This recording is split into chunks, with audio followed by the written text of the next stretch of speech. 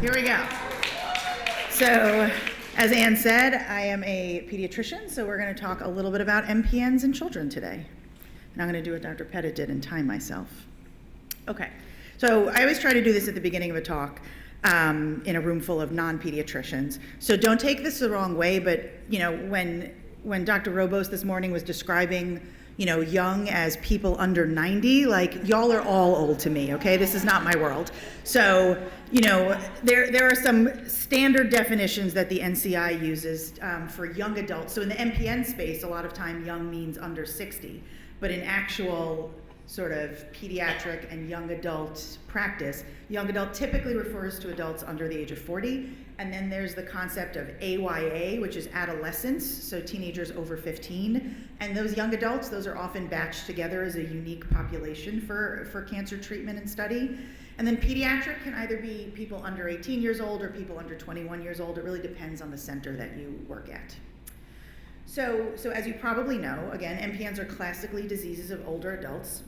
So this is some data that was collated by a colleague from Cornell, Dr. Abuzena, that he presented at ASH a few years ago. This is SEER data. So SEER is the cancer epidemiology database of the National Cancer Institute.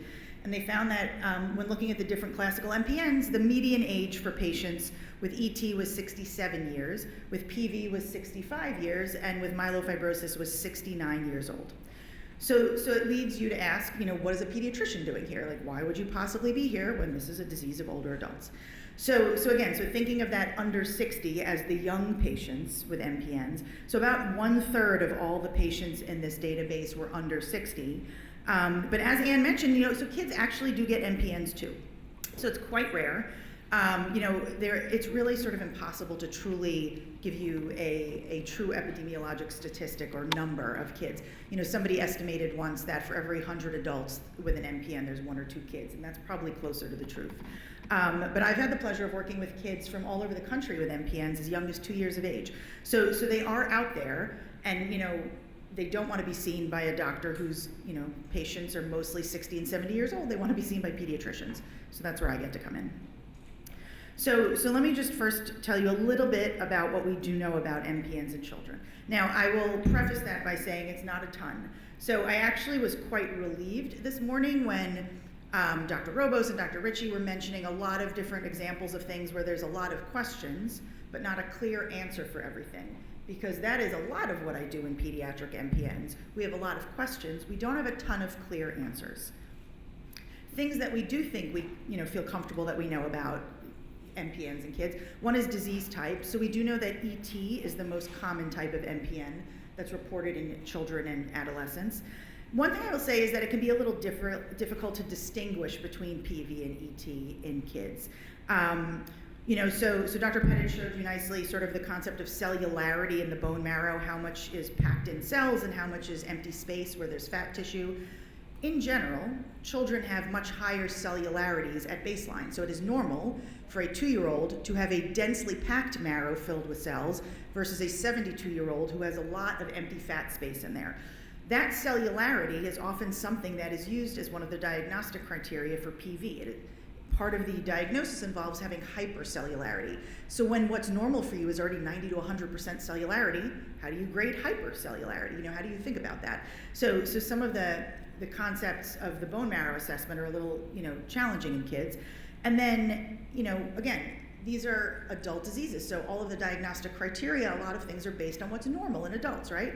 So for example, the World Health Organization, the criteria for polycythemia vera has a hemoglobin and hematocrit cutoff that's based on what you think is reasonable for an adult. That has nothing to do with what's normal in children, right? So kids, when you're born, you actually have the highest hemoglobin of your whole life, and then it rapidly drops. And then infants have a low hemoglobin compared to adults, and it raises over time until you reach adult levels. So what's normal for a 5-year-old or a 10-year-old is very different than what's normal for a 50-year-old. So, thinking about, can we use these cutoffs, and our group actually published a case series on this, where we looked at kids who were actually initially evaluated for high platelets for thrombocytosis, but when you looked at everything, and you looked at their bone marrow, and you looked at all of their counts to see that, hey, even though they don't meet those WHO criteria, their hemoglobin levels are actually quite high for age. They clearly have PV, but by textbook definition, they wouldn't meet that WHO criteria. So really thinking about how we diagnose the diseases in children maybe needs to be thought about a little differently than how we think about it in adults. Another thing is symptoms. So I thought, when Jane asked, does this hurt? So there's a lot of symptoms involved. A lot of children are actually asymptomatic at diagnosis, and they're sort of incidentally picked up. There was a retrospective study that came out of a group in Europe where about 50% of kids were actually asymptomatic at presentation, and someone was doing a routine blood count, or they had a cold, and somebody was just checking their blood, and they happened to have very high platelets or red blood cells, and someone said, oh, and they got worked up for an MPN. Other kids do have really bad symptoms, and it's quite a spectrum. Things like headaches, fatigue. Dr. Michaels mentioned itching before, and pruritus. Kids can have that. They can have erythromelalgia. It's really interesting having a 5-year-old really clearly describe that feeling in their fingers and toes, that when you read about it in med school is something that adults experience, but can happen in younger kids. GI issues, limb pains, things like that. And people have discussed, we don't have the MPN SAF that was discussed. That's really a tool for adults. It's never been used in children. So how we assess symptoms in kids is something we think about a lot. And should we be developing our own tools for children? Should we be trying to test the MPN SAF in children and see if that works in them? So these are things that I and colleagues have discussed. So hematologic complications, we know that that's a big part of MPNs. So thankfully, like major hemorrhage and massive bleeding is not a big part of childhood MPNs for the most part. Certainly kids have presented with massive nosebleeds, epistaxis for 45 minutes, somebody does a blood count, you have high platelets. Certainly teenagers can get menorrhagia, especially if they're on aspirin. But sort of catastrophic, life-threatening bleeding, thankfully, there's no wood around, but that is not something I've seen in a lot of my pediatric patients. However, blood clots do happen. So on the other side of that, so Budd-Chiari is a very common type of blood clot in the hepatic veins of the liver that frequently is seen in patients with MPNs. That is also the case in young children. Teenagers, a number of them can present with Budd-Chiari as their first manifestation of their MPN, and then someone notices, oh, they also have high platelets, or oh, they also have a lot of red blood cells, and then works them up and they get diagnosed with an MPN. It's also more common in females, which is similar to in young adult women as well. With collaborators at Johns Hopkins and UCSF, we pooled a cohort of 58 pediatric patients with MPNs. We found about 12% of them had a blood clot. Again, like I said, many of them, that's their presentation of their MPN. And when we looked at, and I don't think this has a point, when we looked at either the mutation that they had, whether it was JAK2, CALR, MPL, or what we call triple negative, meaning you don't have one of those known drivers, we found that there was a clear association with the JAK2 mutated children and developing a blood clot. And also when we looked at the type. So when we looked at PV versus ET versus prefibrotic myelofibrosis or full-blown myelofibrosis, it really seemed to be associated with PV. So that is certainly something now we monitor and think about for in those young patients. So when we think about disease progression, right, so that's always sort of, Dr. Robos talked about it, one of the things I think that scares patients the most is what is going to happen to this disease. So progression to myelofibrosis, so again, myelofibrosis as an initial diagnosis is very rare in kids. It's really mostly ET and PV. For those diseases to progress to myelofibrosis, it can happen, but it's not super common, thankfully, so I think that is reassuring to families. It seems to be more frequent in the patients with calreticulin mutations, not in the patients who are triple negative or JAK2 mutated, and it seems to be more frequent in young adults than in true pediatric patients. The one thing I think I tell families that makes them feel very good is that AML is not something I worry about in kids. So I think, we have, again, these are rare diseases, but we have seen over time that children do not develop AML from their MPN. Now, there is data from a number of groups on young adults, and Johns Hopkins put out a paper earlier this year with a very large cohort, and if a parent asked me, my child got diagnosed with an MPN at 11, I'm very comfortable saying they're not going to get AML from this as a child. If they ask me, are they more likely to maybe get AML when they're 40 than someone else? That's possible. So thinking about the longer term implications of that, but at least, I think people, again, I think we talked a little bit about this morning, you Google something and you think you're about to die. Like, parents Google this and they think their kid is going to drop dead in 5 minutes, and that's not the case, thankfully. So, a lot of what they read on the internet is really relevant to much older people, and thankfully we don't worry about acute myeloid leukemia in childhood developing in a kid who's been picked up with an MPN. And then as far as treatment, so, you heard about clinical trials, and, I'm sure you'll hear some more about treatments as well. So one thing I will say is not every child needs to be treated for their MPN. So a lot of kids I see from other hospitals come to see me and they're already on a cytoreductive drug. I don't always know that they need to be. One thing that I always try to tell my colleagues in pediatrics is, don't treat a platelet count. So this happens a lot, that a kid will get a CBC and they'll have, 1.3 million platelets, and somebody's like spidey sense will tingle and they'll freak out and say, oh my God, I have to start this kid on a drug. I have to lower those platelets. And I'll say, take a breath. Let's think about that. There are times where we do have to lower that platelet count. Maybe they're bleeding. Maybe they've already had a blood clot and we want to just kind of cool off their disease. Maybe something is going on and they're having a lot of vascular symptoms. But the platelet count alone is not something that we need to knee-jerk react to in pediatrics. And so this is something I try to instill. I speak to groups of fellows around the country and I really try to reassure them that just that number is not the thing that you have to sort of react to. We do use a lot of aspirin in kids, certainly with PV and other JAK2 mutations, such as ET with a JAK2-VF mutation. Those kids go on aspirin. And it can also help with vascular symptoms. So let's say a kid doesn't have a JAK2 mutation, but they're having significant vascular symptoms. Often aspirin can help with that. So I do end up putting kids on aspirin. And then we think about sort of, real treatments like cytoreduction treatments when we need that next level. The ones that I tend to use are hydroxyurea and interferons. There are other drugs like Jakafi, ruxolitinib, which really we haven't tested much in children and has really not been used in the pediatric space much. There are definitely some kids where it's probably the right drug for them, but it's not the primary drug we use. There's a platelet-lowering agent called anagrelide that I have never started a child on. I know a lot of colleagues in Europe have used it as sort of a second-line agent. The few kids I've met who have taken it had a lot of side effects and came right off of it, so I don't tend to use it in my practice. So hydroxyurea and interferon are really the drugs that I have sort of in my, armamentarium. I tend to prefer interferon for children with polycythemia vera or for children with JAK2 mutated MPNs, even if it's not PV.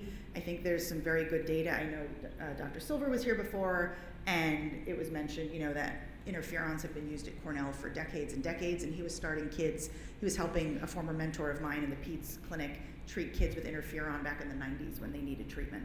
So I think there's some really compelling data about how interferons can affect long-term outcomes, how they can improve survival, change the disease, which I think is really important for someone who's going to have a disease for 40 or 50 or 60 or 70 years as opposed to 10 or 20 years. So if I am putting a child on cytoreduction in one of those situations, I tend to prefer interferon, but I talk about both drugs. I know someone, I think it was Dr. Obos, was talking about hydroxyurea and how there were some people who think it's the devil. I don't think it's the devil. I think it's a great drug for many people. You have to go over different side effect profiles with families. You have to look at other elements and see what the right drug is. But I do think there's a real role for interferon. And so part of what I do when I speak to other pediatric colleagues is try to teach them about how I use interferon and to learn more about it. And Dr. Michaels was talking about clinical trials this morning and sort of some of the challenges and unique elements of that. And really, the clinical trial space in pediatrics is very limited because it's very hard to do trials when you have very rare diseases. But we're actually now trying to develop a clinical trial for children with MPNs with interferons because we do think there's so much promise there. The other thing maybe I left off this slide, maybe by accident and maybe sort of subconsciously on purpose, was phlebotomy. I know it was discussed earlier, and some of the pros and cons that Dr. Pettit mentioned. Phlebotomy is something that can be quite tricky in kids sometimes. One, because she showed you the examples of what's the right hematocrit cutoff to use. Again, what's normal in a kid is different than what's normal in an adult. So I don't actually know that using those cutoffs for kids makes sense. We don't really know what the right cutoff is. Another thing that is a real problem with phlebotomy is iron deficiency. And while anyone can have symptoms from iron deficiency, pediatricians, in our core, we don't like children to be iron deficient. You need iron for your brains to develop. You need iron to grow. So it's not just to make red blood cells. So, when you have a disease that you potentially start out iron deficient and then we do something to you that makes you more iron deficient, for their tiny bodies, we don't love that. So really figuring out the right way to use phlebotomy in a kid without causing additional harms is tricky. So there are times where I like interferon because it can render a kid not requiring phlebotomy and can fix the iron deficiency that they presented with. So again, thinking about how to use phlebotomy in pediatric patients is sometimes very straightforward and sometimes not clear at all. Okay, And then, so this is a women's symposium, right? So just thinking, there are issues specific to women that are also relevant to teens, right? So a lot of the things that you worry about as a woman, a parent worries about for their teenager, or a teenager worries about. So again, abnormal menses, right? So menorrhagia, dysmenorrhea, heavy bleeding. These are things that can be very impactful on a young person's life. The safety of hormonal contraception, right? Like maybe somebody has PCOS and needs to be on a birth control pill. Maybe their periods are very heavy and we need to slow them. Those add thrombotic risk. So how do we balance that in someone who has an underlying disease that comes with a bleeding and clotting risk? So these are things that are important to my patients. Fertility and pregnancy issues. So again, I hope no one in my pediatric clinic is getting pregnant, but it can happen. And it's certainly something they worry about later on. So parents ask me all the time, is this medication going to render my daughter unable to have a baby someday? Girls worry about this. Am I going to be able to, have a baby? So even though they may not be issues at that moment that they're concerned about, they are issues that they think about for their future and that, cause them to lose sleep at night. And then of course, again, these are chronic diseases. As Dr. Robo said, when you have something for a long time, it'll eventually get worse. So, what does that mean for someone who is, 12 or 16 as opposed to someone who's, 42 or 66? So just thinking about how these issues kind of affect them in the long term is a big deal to a lot of families. So the two other things that Anne asked me to talk about are two projects I'm currently working on that I'm very excited about. So, one of them is what can we learn from actually talking to patients and families about their experience and really trying to understand, what's going on in their lives. Because I think a lot of times as doctors, we think we know what's of most concern and most importance to families, but maybe we don't. And maybe we have, maybe the same goal, but different thoughts about how to get there. So actually talking to families, I think, is really something we don't do enough of. So I'm doing an interview project with pediatric MPN patients and their families to really sort of learn about their life experience. And we're still in the middle of doing this. This has not been completed yet. So this is very early data that is not, come to final analysis. But just some of the themes that have been coming up when we talk to these parents and these kids, things like uncertainty, again, like all these unanswered questions. It's one thing to say my kid has a disease that's been very well studied and there's very clear guidelines on how to manage. It's another to say I have a rare disease, my kid has a rare disease that no one's ever heard of before. What do I do? So that is a big issue. Again, the concept of a chronic disease, not like, oh, you have X that we can, put you on a medicine for a couple of months and you'll be better, and that's the end of it. No, this is a lifelong condition, right? These are genetic diseases you're gonna have for your whole life. So what does that mean for someone whose lifespan at diagnosis is much longer than someone who's diagnosed when they're 70? The isolation of this, like a lot of times these kids don't look sick, but they may have a lot of symptoms, or they may be on medications, they may have a lot of doctor's visits. How does that feel for a patient, for a family member who people don't really understand what it means to have a kid with this rare disease? And people worry. There's a lot of fear about like the unknown and what is gonna happen to their kid in the future. And sort of just their emotional journeys and how to process all these feelings that are very new. And you've all been kids or known kids or have kids, like little kids are not good at processing always big complex things, and they shouldn't have to, right? So how do you kind of find age-appropriate ways to help them get through these like very unusual situations? And kids are also very intuitive, and a lot of kids mention worrying about their siblings and taking time away from their siblings because they need more care, and just the guilt they carry over that. And I think any pediatrician, really anybody, our goal for a kid is for them to have a normal life, whatever that means to them. Be a kid, whether that's like, riding dirt bikes or arts and crafts or going to the mall with your friend, like whatever it is you want to do for your life to be normal, that's what we want for you. And just sort of how do you process that and wrangle that in the setting of a chronic disease? So just some examples of quotes from some of the pediatric patients. This is from a young person who said, I guess when I was first diagnosed, I felt kind of guilty that I was taking time away from my younger brother, like he wasn't getting as much attention. And I know through this diagnosis, my parents have had to put more attention on me, and sometimes I feel guilty about that. And that's really smart, but also really awful that a kid has to feel that way. Another kid said that the world wasn't made for people like me, and I'm sure a lot of you can, resonate with that statement. And thinking about how people treat you when you have an illness, one kid said, I'll be completely honest with you, it's more the adults that treat you differently. So, somewhat reassuring that maybe their friends are not making them feel different, but a lot of times their teachers, family members are, and how do they deal with that? And then one young person said, I think the most important thing is to not let it prevent you from living your life, which, I think is great advice. Some examples of some of the things that parents have told us. One said, I too had that kind of initial sense of relief that everything that we had, that she had experienced, that we've been going through, actually had a name to it. That was kind of a relief for us. But on the other hand, there was all that uncertainty of when your physician says, I've never seen this in a kid. I don't know exactly what all this means, right? So that could be very scary for a family to hear. Another parent said, and I think one of the things that helped me most was pretty much the first words out of her mouth when I told her were that this doesn't define me. And I guess I've taken that lead and followed her lead in that. We always say that kids are resilient.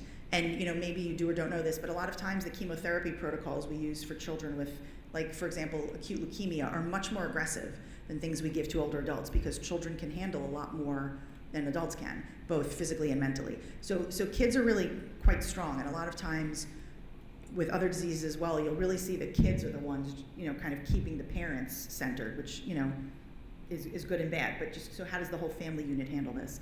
And another parent said, for me, it's increased my compassion and awareness for other parents who have children, be it diabetes, long-term illnesses. Being a mom is hard enough. Having a child with a special illness or a rare disease makes it twice as hard.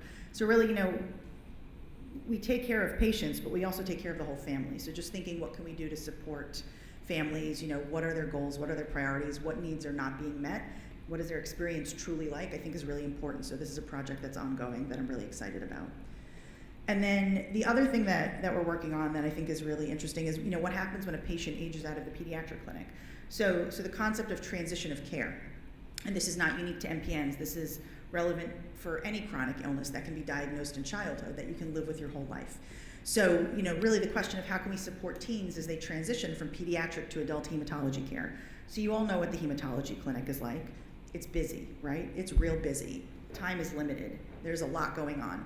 Pediatrics, because we have fewer patients, is often a bit of a different speed. We can spend more time with our patients. There's a lot more hand-holding, I think, that goes on than in adult medicine. But really, what a teenager experiences in the peds clinic when they're 18 or 19 and what they experience in the adult clinic when they're only a couple of years older is drastically different. So how do we prepare them for that? So we think there's sort of three elements to this. So one is education. So helping physicians who maybe don't see a ton of MPNs educate their patients. What are some key things that you need to make sure this teenager knows before they go off into the world and maybe lead their own, care discussions? Readiness. So readiness assessments are a big part of transition of care for teens. So, are there things we can do to assess and help a teen assess? Are they ready to be seen in the adult clinic? Do they have the tools they need to ask the right questions, to stay on top of everything, to get to their appointments, to know how to, handle an insurance company? Like half the time adults can't do that. So, expecting a teen to be able to do that is a big challenge. So, how can we help them figure out what the gaps are in their knowledge so that we can fix that? And then continuity, right? So the other concept is we do something one way in pediatrics.